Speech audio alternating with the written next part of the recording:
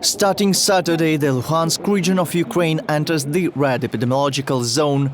Over the past 24 hours, the region registered more than 650 new cases of coronavirus infection.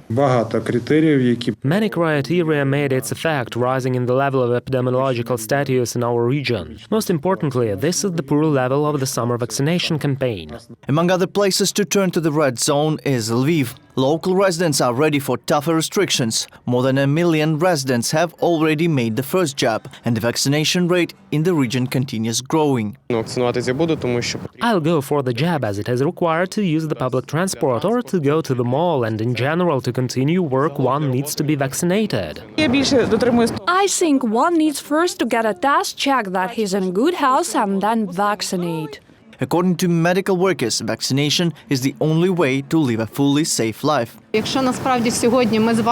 today we, the people of Lviv and guests of the city, do not unite and consciously do not decide to follow the personal safety rules, red zone rules, and do not increase the number of our vaccinated residents, we will appear on the verge of collapse of the medical system. Starting the 1st of November, Kiev also hardens measures. After the holidays, students will not go back to schools. Instead, they will study remotely. Kindergartens will stay operating under the condition of 100% vaccination of workers. Strict restrictions had to be imposed due to the severe surge of the coronavirus rate.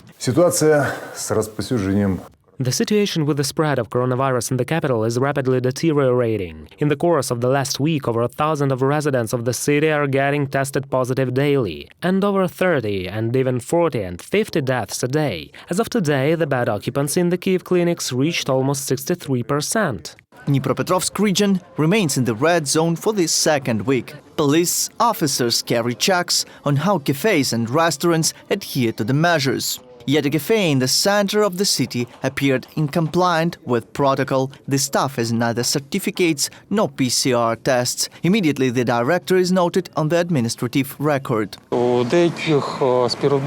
Some of workers had the certificates of the vaccination which do not correspond to the regulations approved.